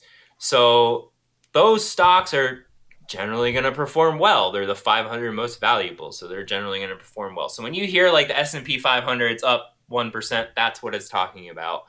The S&P 500 on average returns 8 to 12% a year, which is not bad. So basically, if you do the math, if you take any company that's around for 10 years, on average, they'll return 10% a year over 10 years. It may go down 8% this year, but up 12% the year after that. On average, you can expect about 10% a year. So the S&P 500 given between 8 and 12% a year, that's kind of considered like the average. Like that's considered like a safe bet to make about what you would. Basically, people are like, you can't really pick stocks better than S&P 500. S&P 500 will generally outperform any stock you pick. So generally, that's a good place to start. The best, something to really think about is inflation. Basically, inflation on average is about 2% a year. So at the end of the year, any money you have sitting in savings, sitting under your bed, whatever, it's worth 2% less. Your money is constantly losing value. When you look at like something in the 60s and it's like a car costs $2,000 and now it costs 20,000, that's inflation, you know. Mm-hmm. And if you're not beating that, if you're not making at least 2% a year on your extra money, you're losing money. So it's pretty easy to take that money and just put it on the S&P 500, and instead of losing 2% a year, you're going to make 6 to 10% a year. Which if you're listening to this and you've got $100 extra, like 6 to 10% really doesn't sound like much. But it's about getting skin in the game. It's about once you've started investing in the stock market, you care about it. You want to know more about it. You don't want your money to just sit there. You want to know how to make more from it. And so, I find a lot of people that I've been wanting to invest for years, but I've never done it. Blah blah blah. Well, if you just take $100 and put it on the S&P 500, you'll do it. You'll become more personally invested to it once it's your money on the line. Um, Mm-hmm. I don't know. I'm a firm believer that everybody should invest. Like anything, the more time, the more effort, the more energy you put into it, the more you're going to get out of it. Like you were saying back in March when everything dipped, oh my gosh, if you had picked anything in the S&P 500 back then, you're likely nearly double at this point. Oh yeah, Pretty totally. much anything. I mean, like you said, Disney dropped down to I'm seeing $85, so almost double since then. Yeah. And you don't even need to buy full shares anymore. Um, when I got into stock trading, it was much more expensive. It's basically free now. So like when I started trading, you expected to pay $5 to $10 per trade in trading fees. I've spent $500 in a year just on trading fees, and that's annoying as hell. So like you buy a share of something for $10, you got $5 in trading fees to buy it, and then you got $5 in trading fees to sell it. So that share has to more than double in value before you make anything from it, just because you have to beat those trading fees. Right, which makes sense. Yeah. So now there are apps and all like basically because of Robinhood, all of the exchanges have canceled their trading fees. So now you can trade on E-Trade, whatever, with no commission, which is incredible. And you can buy incremental shares. So like Amazon right now is ridiculous, like $2,000 a share. I don't even look at it anymore because it's so ridiculous. 1 second, it is $3,100 a share. Holy fuck. Yeah, so they're $3,100 a share. Back in March, they're $1,800 a share. They dropped as low as $1,600 a share back in March. So they're nearly doubled since March, right? So say back in March, you could have bought $100 worth of Amazon. You don't need to buy a whole share. You could buy $100 worth. And now you would have $200. Yeah.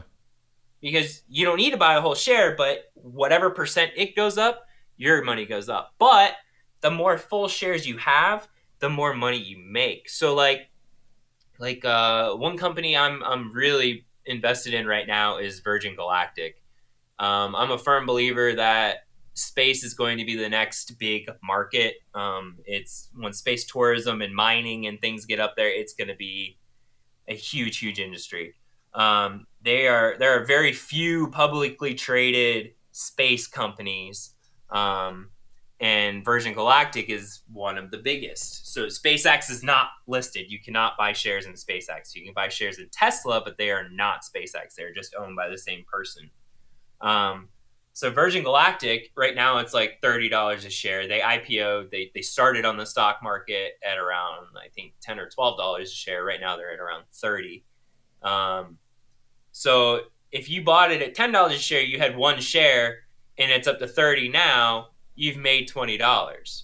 But if you bought 10 shares at $10 a share and it's at 30 now, you've got $200. So for every share you buy, it's a multiple. For if you have 10 shares and it goes up $1, you make $10. If you have 100 shares, it goes up $1, you make $100. So the more shares you have of something, when it moves in a good direction, the more money you're gonna make. Yeah, that's definitely like a long-term investment too. Something you want to keep in there for 20, 30 years, if not longer. Yeah. So that's value investing. Like value investing, you generally are not putting money away that you're going to need. You're putting money aside. Like some value investors never sell. They just hold, and then when they die, their family gets it. Yeah. Yeah. Um, and it's nice to have when you need it. So say you invest money that you don't really intend to need, but then something comes up, like you suddenly need to buy a house and you need to have thousands of dollars for all the down payments and all that stuff. You can sell part of your portfolio and have it. Granted, you're going to have to pay taxes on it, but if you hold a share for more than a year, you're taxed at your nominal tax rate. So whatever tax rate you're already taxed at, you will get taxed at the same rate for anything you sell, and you only get taxed on the profits. You don't get taxed on the full value. Right. Exactly. Yeah. Yeah. So that tax bill, like people look at it and they don't want to pay it. They look at it as unfair, blah blah blah blah. But man, 70% of something is better than 100% of nothing. Oh And yeah. Totally. I've heard people tell me like the taxes is why they don't invest, and I'm like, you're just leaving money on the table then, because you don't pay taxes until you sell, and even then you're only paying what you would normally pay. It's like if you got a bonus at work. No one turns down a bonus at work because they don't want to pay the taxes associated with it. Like Right. that's just foolish, Yeah. Um, but yeah, and one thing. So you're talking about retirement. So crazy thing, dividends. Let's say you have $1 million. You invest it on a stock that has a 5% dividend. You're now getting paid $50,000 a year just to own that stock. That's how wealthy people invest in the stock market for a living. They put their money on things that are high dividend, and then they put enough money on those things that those dividends pay for their lifestyle. Yeah. Exactly. So your goal should be to have $1 million in a 401k account by the time you're 65. Yeah. Because if you have $1 million, you will never have to remove any of that from your 401k. It can stay there until you die and then become your kids. Because that $1 million will provide you with $50,000 a year. Depending on what you have it on. It'll provide you with enough annually that you don't need to take anything out and that you can just live off of the dividends. Yeah, completely. I know listening to Dave Ramsey for years and years and years, he always recommended Roth IRAs as small investments, for long-term retirement stuff. And doing the Roth, you pay the interest or you pay the taxes up front. So when you go to cash it out, you're not paying taxes in the backside. So if you have $500,000 in there and you cash it out and it's a Roth, you get the $500,000. But if you're paying it tax-free at first, then you got to pay taxes on that total. And 15% of $500,000 is a lot of fucking money. It is. But the one thing you want to consider when you think about that is when you ultimately sell, it's your nominal tax rate. So say right now you're making shitloads of money, right? You're making a ton of money. You got some high flying job. You're making $300,000 a year, right? So when you put that money in, it's taxed at the tax rate you have now. Right. So at $300,000 a year, that's going to be a really high tax rate. But then say you retire early because you've been making all this money, right? But you don't withdraw from your 401k. So you start blowing glass on the side, whatever, and you do it through an LLC and you pay yourself $50,000 a year. When you go to pull out of your 401k, if you weren't taxed on the way in and you're getting taxed on the way out, now your tax rate is considerably lower than when it was going in. So Yeah, it you makes end sense. up Yeah. so you end up saving money because your tax rate is considerably lower. So that's one thing you just need to think about. Like, is my tax rate now lower or higher than it will be in the future? So like personally, I expect to be making more money in the future, so I'm okay with paying my low tax rate now to save on a potentially larger tax rate in the future. Yeah. But it's just, it's anytime with finances, it is nearly impossible to find that one size fits all solution. Everybody is going to have different needs. What's good for one person isn't necessarily going to be good for the next. It's just one of those things that's unnecessarily complicated, and because of that, there are a lot of things you need to consider when you're making your financial choices. Yeah, for sure, dude. And for one, definitely see, consult with an actual tax person or not tax person, but Absolutely. and investor too. But the key thing that you said there though was having an LLC, and it's part of what I've seen with this COVID thing is that those that have a glass business but they're not an LLC, they couldn't consider having payroll coming out, Right. consider themselves Right. an actual business, and they didn't get the stimulus checks this year because of that. I'm just gonna say it. There is no reason on earth for any independent glassblower to not have an LLC. There are advantages on advantages on advantages, and nearly no disadvantages.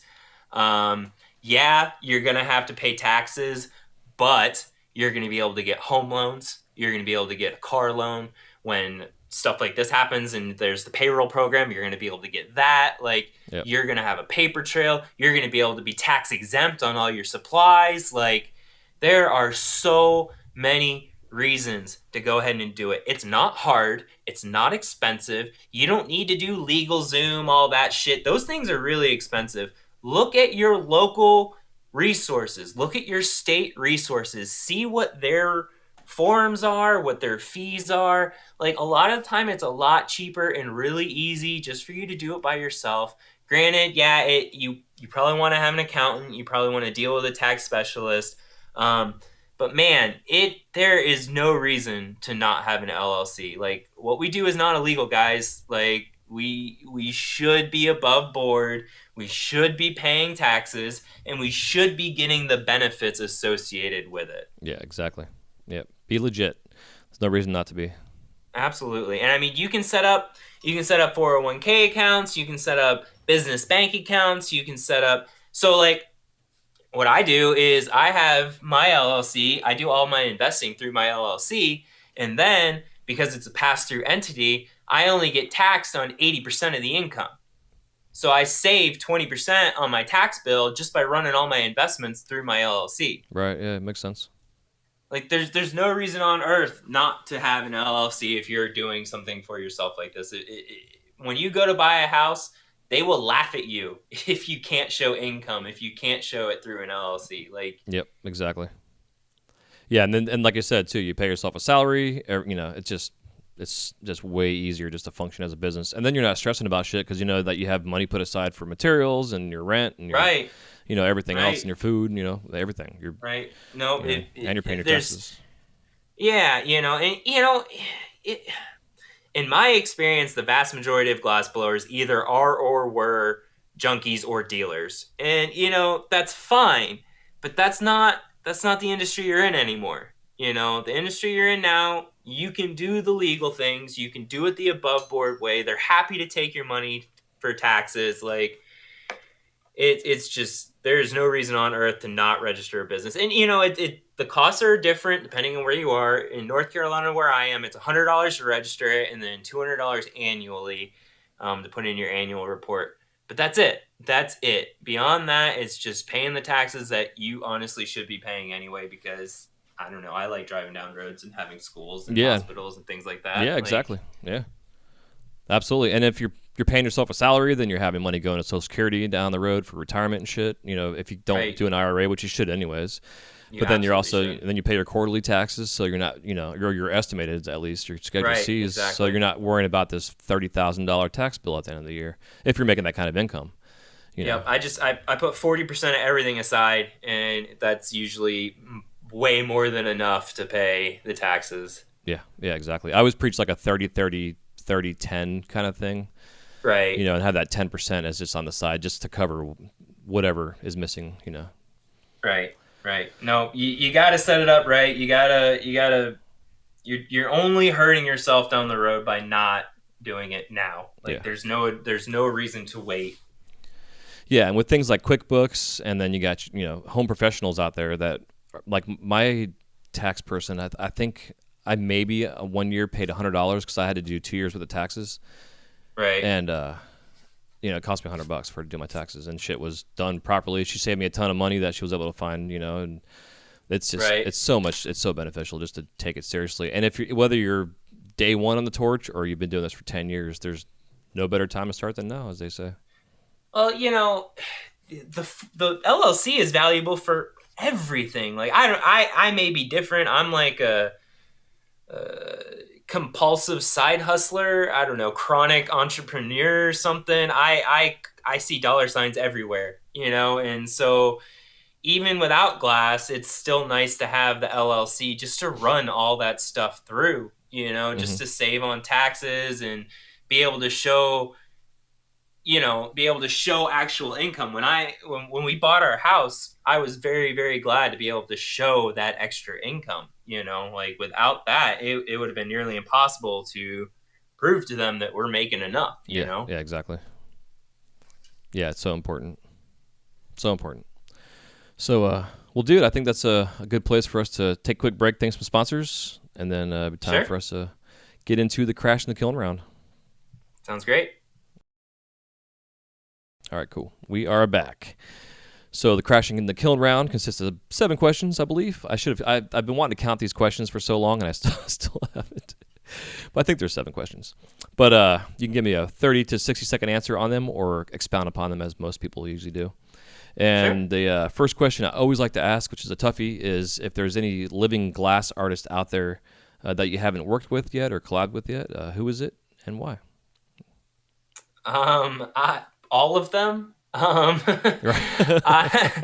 I've never been one to really do the collab thing. Honestly, the glass blowers I've collabed with are probably some of the least known, and you could probably count them on one hand. But that's not it's not for any reason other than I just kind of keep to myself. Hmm. When I traveled, when I was on the road for the distributor, I would blow glass with tons of people and just kind of like leave pieces, like work on a piece and then just leave it. But yeah, I guess part of it is being just always having been a proto worker. I kind of, I don't know, doing the fancier stuff is maybe a little more nerve wracking. And I'm more comfortable in my proto space. And when I do reach out of it, I guess I kind of want the stakes to be lower. It's only my piece I'm screwing up, not a collab. Right. Um, so yeah, I really haven't done a whole lot of collabs, but I guess I wouldn't mind. I guess I see a lot of people doing like the mail collabs where they ship pieces to each other and Hmm. stuff like that, and I guess I'd be willing to ship pieces out, but Lord, I would be terrified to receive pieces. Right. Be like the person that just I makes the sections. Yeah, I wouldn't want to be the one to have to put it together. That's for sure. Yeah. Because I would not want that level of stress on my shoulders. Yeah, it's fucking nerve wracking for sure. Right, someone else's work. Whew. Yeah. Number 2 is what are your top 5 favorite colors in glass? Oh man. Okay. Whew. Okay, so I am a frit worker primarily. So these are pretty much all going to be frit. Obviously amber purple, anything in the amber purple family, double amber purple, those are all Hmm. amazing. I call them cruise control for awesome. Hell yeah. Unless you're beating them up on a premix real good, you really can't do them wrong. The amber purple family is top notch. I also love Andromeda from Alchemy. I love it. It's definitely one of my favorite colors of all time. It's a green sparkle that shifts to purple with no chromium whatsoever. So there is no risk whatsoever of checking any, like no check whatsoever. I mix it with everything just to give it a little sparkle. It's not as reactive as Mystery Aventurine. It doesn't go quite as green or quite as purple as Mystery will. Um, but it's like a watered down mystery with a denser sparkle and no checking issues. Interesting. Yeah, I was gonna ask you Uh, about the checking because I know some of the sparkle colors are motherfuckers on the inside. it's Alchemy's check free sparkle. Whatever they use to make that sparkle that does not check, it's incredible. But there is zero chromium content in it, so it does not check. I use it deep. I use it I use it all the time. I love that color. Heck yeah. Um, ooh, here's a rod. I've never had it in frit though. I think it would be awesome. But secret white, tag secret white. Oh my gosh. So that's the first one I've played with in the new like pearly white family. Hmm. But I love it. I bought, I'm lucky enough to live right down the road from Mountain Glass. So I just go down there and buy like a stick or two of stuff to try them out.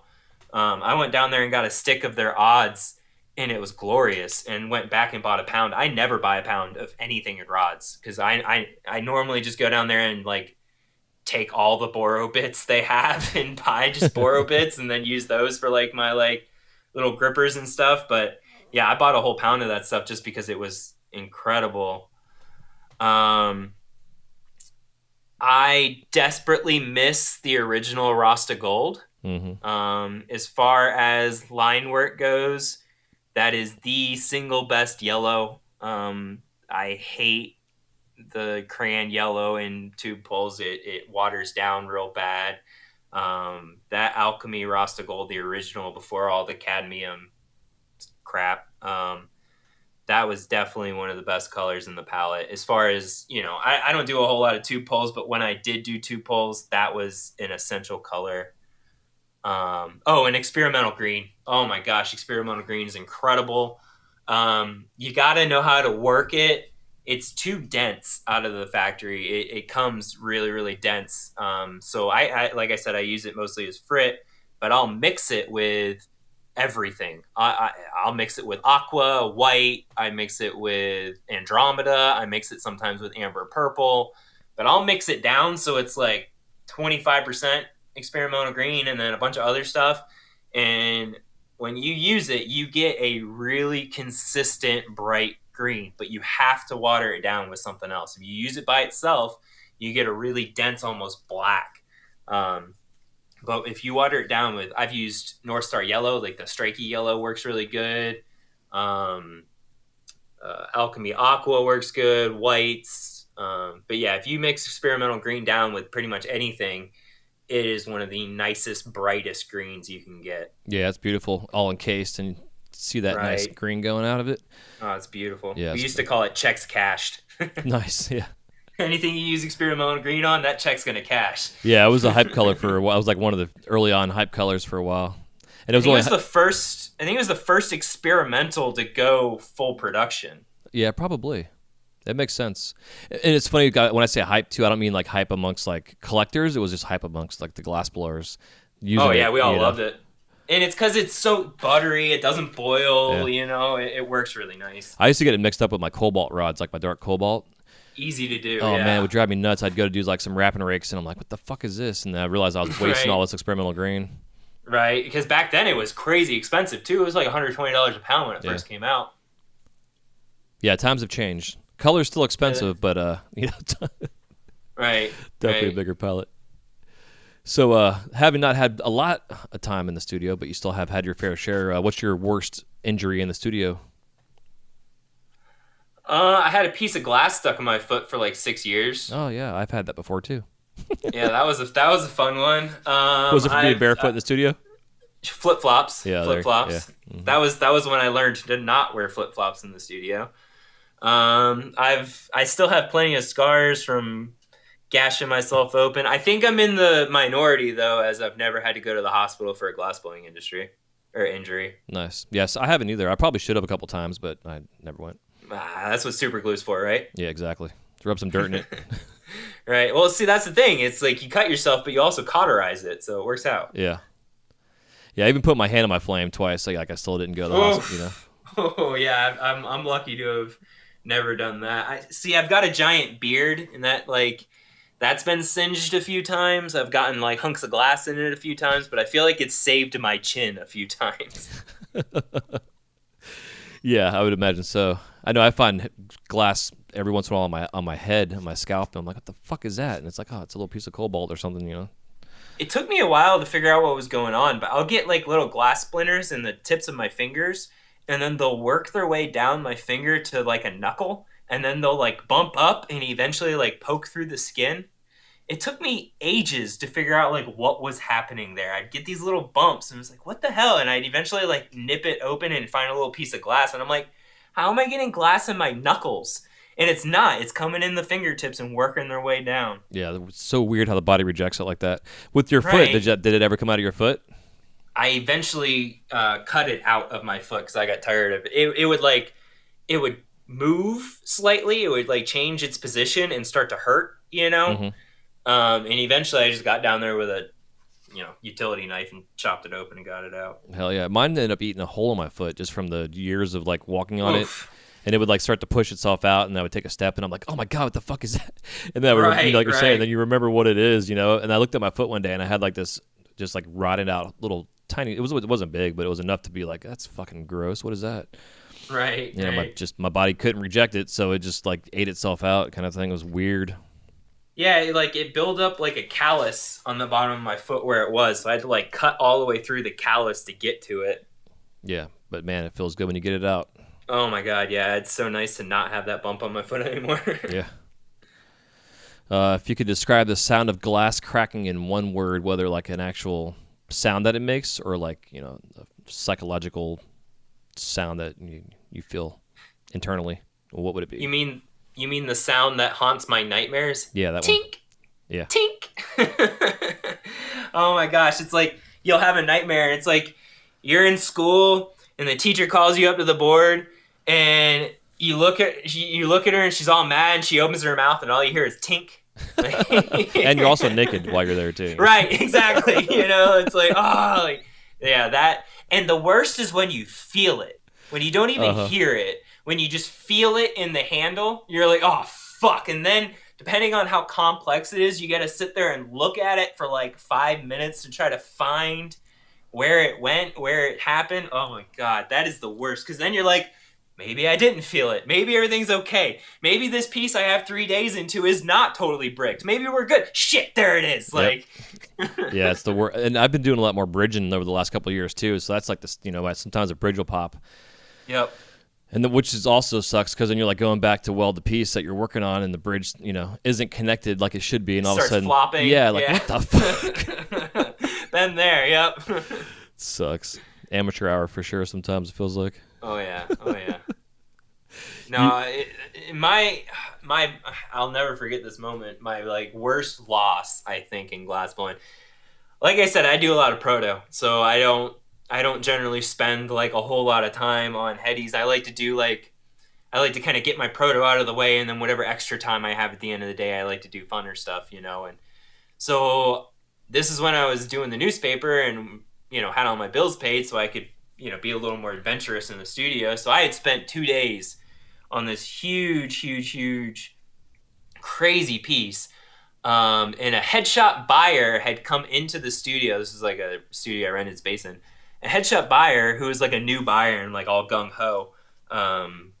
Connor Quinn, actually, he started a distribution company. He worked for Glass X for a while and he started his own distribution company. So anyway, he had come into the studio and saw me working on this piece and was like, "Oh wow, that's amazing!" Like, "Oh, blah." Like, I guess he hadn't seen many people blow glass at that point. Mm-hmm. But this was a really big piece for me. It was probably like 1.5 feet tall, like big, like 6-inch bubbler base. It was this huge bubbler. I had worked. So like normally when you weld a bubbler mouthpiece onto the can, there's that kind of empty space below the weld and like the base. Yep. So I had made my mouthpiece go like the whole length of the can. So it was like this really long, really cool piece. So I had spent 2 whole days working on this thing. I was looking at it to make sure I hadn't missed any, anything I need to clean up, any punny marks, anything like that. And I was holding it by the blow hose or the blow tube. All I had to do was take the blow tube off. And I was going to throw it in the kiln, wait 20 minutes, pull it out, take the blow tube off, and it was done. So I'm holding it by the blow tube. I'm looking at it. It slips straight through my hand. I had already taken my blow kit off of it because normally I would catch it by the blow kit, Yeah. But I had already pulled the blow kit off because I was getting ready to stick it in the kiln. It just slipped straight through my fingers, hit the floor, and just smashed into a million fucking pieces. Oh man. I The was worst. mad as hell. So I ended up making like a different one, like one that wasn't nearly as like intricate or elaborate or nice, but it was like vaguely the same colors. Um, and I brought it into that head shop where that buyer had come from, and he was like, "Oh, this is the one I saw you making. I'll totally buy it." And I was like, yeah. Because at the time, I think it was like the most expensive single piece I had ever sold, and I Uh-huh. was like, I'm fucking selling this thing. Hell yeah. Like, damn it. After the other one was smashed on the floor, I'm way out of money on this, like, I am fucking selling it. So I was like, yeah, that's the piece. Totally. That's amazing. He'll never know. No, he will if he hears this. Yeah, right. And at least there's a story behind it. Yeah, it's fine. It sold out of his store. It eventually sold, so it's Nice. all good. Yeah, that's all that matters. Yeah, once it goes to the customer, we all did our job. Yeah, exactly. Yep. It's so fun.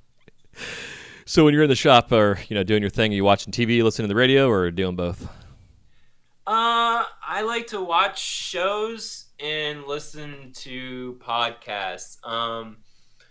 So I've been doing this since I started. Since it was really difficult to have shows and stuff in the studio, I still did it. I bring like an old laptop and hook it up to a monitor and speakers and shit, and but I really like to like watch stuff I've seen a million times, Mm-hmm. because that way I don't have to actually look at the screen to know what's going on.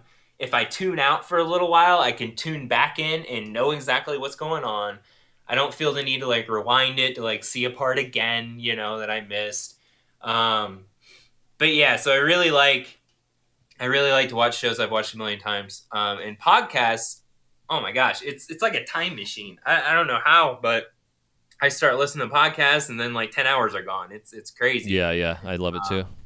Yeah, it's nice. So I can't do music. I've done music in the studio, but for whatever reason, it doesn't make time go as fast. Like I can't like engage with it as much. I can't focus on it as much, so it doesn't like take me away from what I'm doing enough. Especially when you're sitting there making 5 frit spoons an hour for 8 hours. Like you really don't want to pay attention to what you're doing. Yeah. And so music just it doesn't bring me away from it enough. And when I started blowing glass, dubstep was the big thing, and it's really difficult to listen to dubstep and blow glass because you screw up everything you're making as you're trying to bounce around. Right. Yeah. Yeah, I know what you mean. Totally.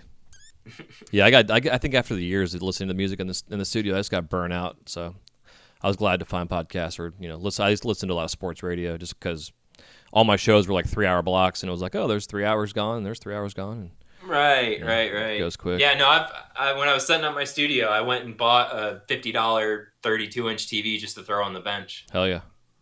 Yeah, it's good to have.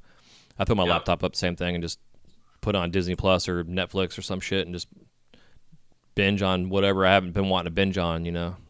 I've smashed a few laptops in glass studios, tripping on the cord and yanking them off benches. Oh, man. That's happened at least twice. Brutal. Yep. Oh, good Lord, have mercy.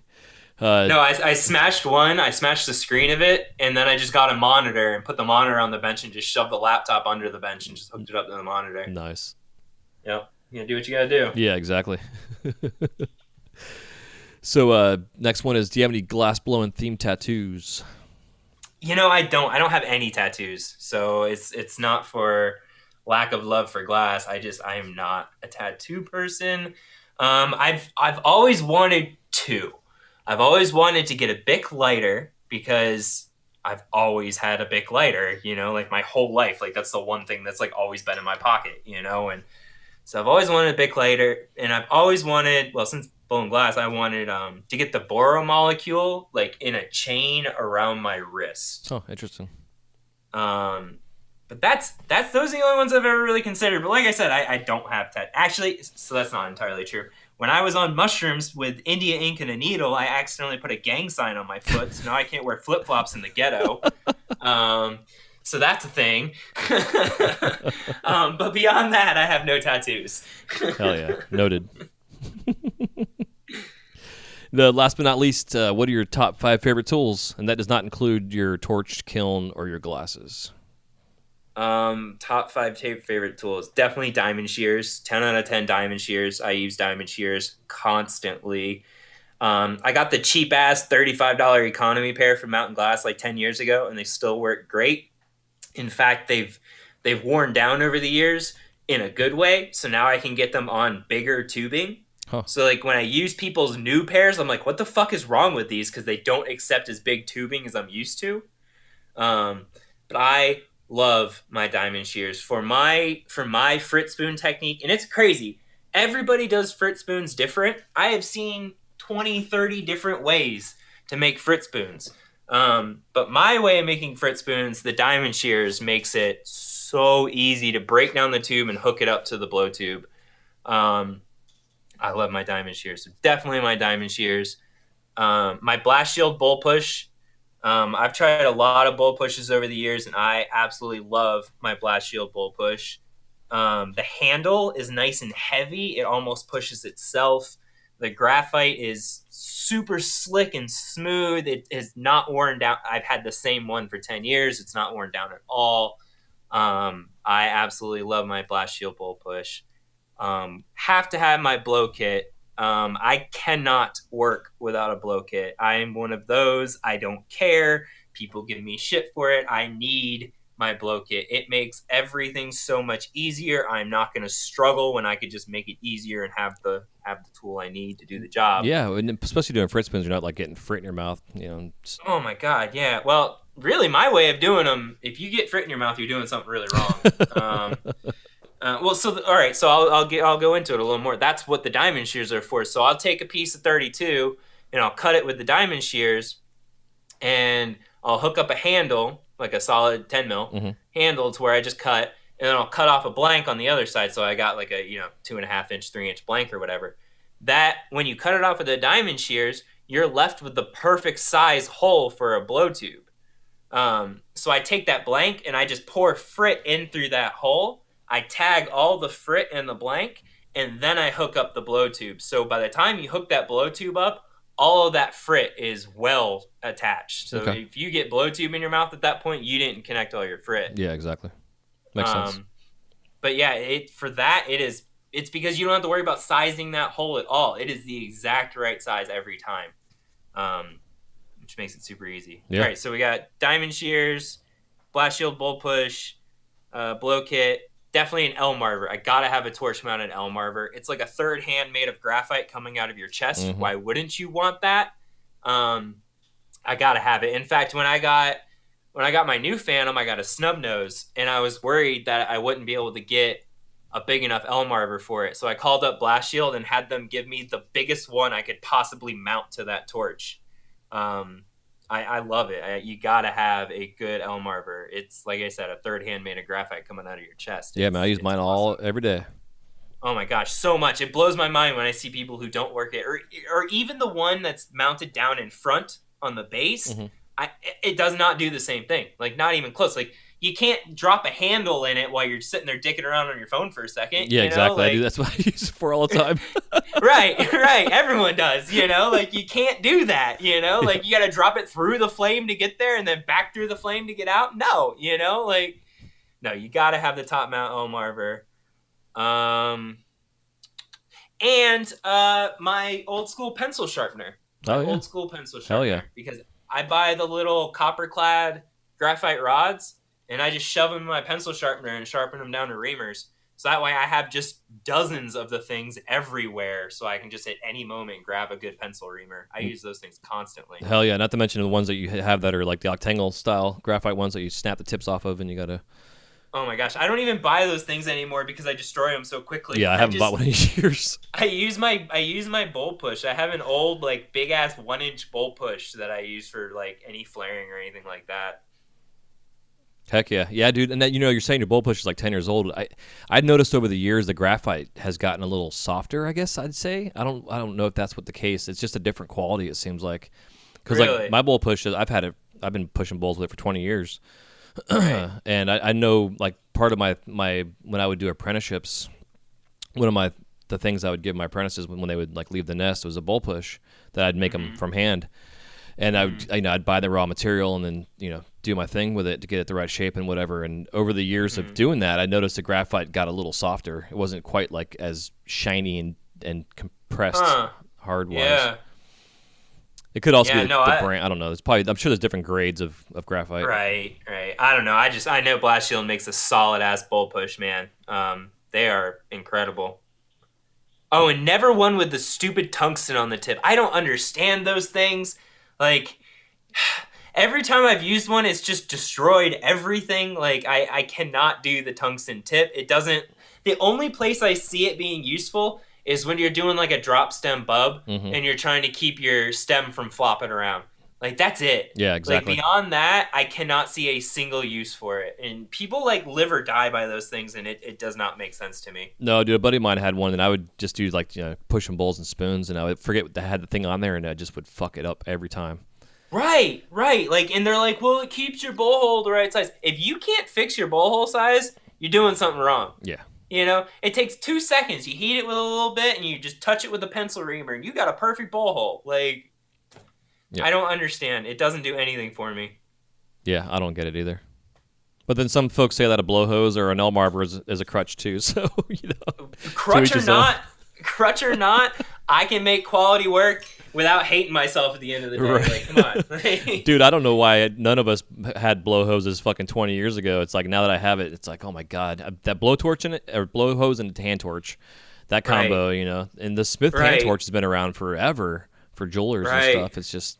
It's just so funny. Like the guys at work, we use a National. Like I bring my Smith in, but they use Nationals for the hand torch it's like a 1.0 tip on there, 1-ox or whatever the hell it's called, and they've been using that shit for 30, 40 years, and just to clean up seams and stuff. So I saw it in there. I was like, I'll get one now. So I did. No, I had a Natty briefly and hated it. It was like, all right, I need to get a little Smith. Like. The Natty doesn't do anything for me that the Little Smith can't, Yeah, exactly. And they're just bulky. I like the Smith hand torches. They're so big. Yeah, when you're trying to, like, get into a spot to, like, work a weld, it's right in the way. You don't need something that big. I'm always hitting my knob and, like, either turning my propane way up too high or turning the oxygen off, And especially on those Natties, they're pretty damn touchy. So you touch those knobs a little bit, and you have a very different flame all of a sudden. Yeah, completely. Yeah, you can fuck some shit up real quick. Right. Hell yeah. Well, I think that wraps it up, dude. Before we let you go here, if you want to give us a little parting piece of advice and then where we can find you out there in the world of cyberspace. Parting piece of advice. Just keep at it, like my story went. I've had a few different torches, lost a few different torches, been blowing glass, been not blowing glass, but glass has been my life for 10 years, in one way or the other, and Just keep at it. If that's what you want to do, there's nothing really stopping you other than yourself. And definitely do some research and get invested in the stock market.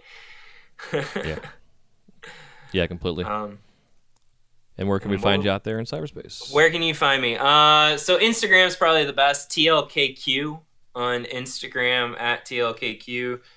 It's like, since I've been off the torch for a little while, it's not really been updated recently, but I am getting back on this week, so expect updates there here shortly. Hell yeah. Yeah, I'll make sure to have all your links in the show notes and everything. Sure. For sure. Well, cool, man. It was good catching up. Definitely looking forward to one of these days getting together with you and throwing some frisbees around and melting some glass. And yeah, I got my own basket in my yard now, so come on up. Fuck yeah.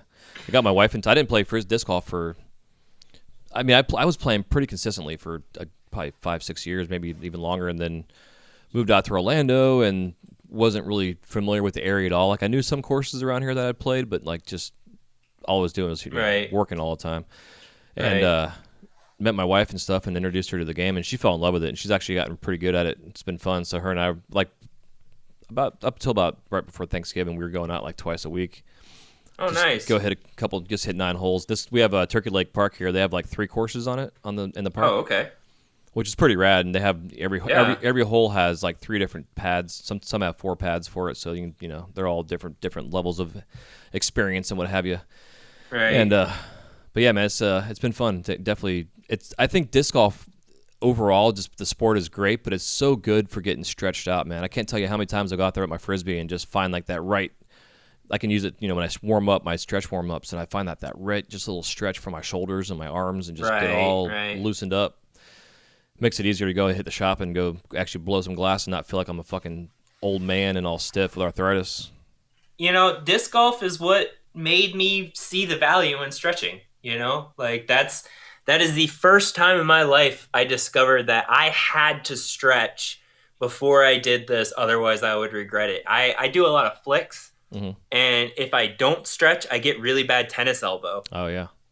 And so back in the day, man, I used to play 36 holes a day. I used to go out, play 18 twice a day.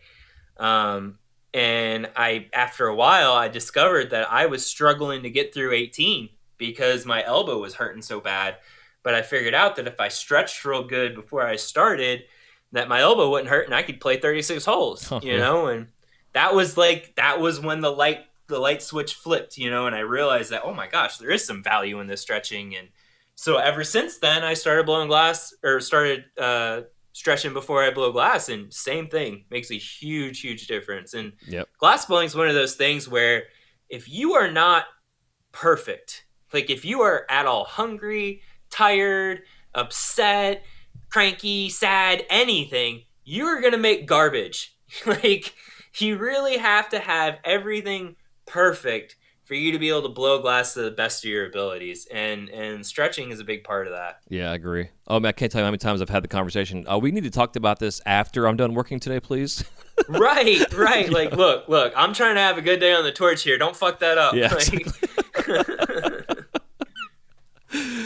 Awesome, dude. It was good talking to you. Again, hang on. I'll do our little goodbyes and we'll say goodbye off the air here. Yeah, absolutely. So hope you all enjoyed this conversation with Quinn and getting our interviews back on schedule, and which I'm excited about. Here now we're in fucking December. I can't believe it. It's crazy. 2020 at that, almost 2021. So that being said, I'll have all of Quinn's links all in the show notes for you guys. You can check his workout and stay in touch. And again, any questions you have about stock markets and investing and all that kind of shit, contact your local professionals. They are very affordable. A lot of them will actually give you advice for free. And sometimes they do it for free and they just get a little percentage on what they make on what you're making, basically, kind of thing.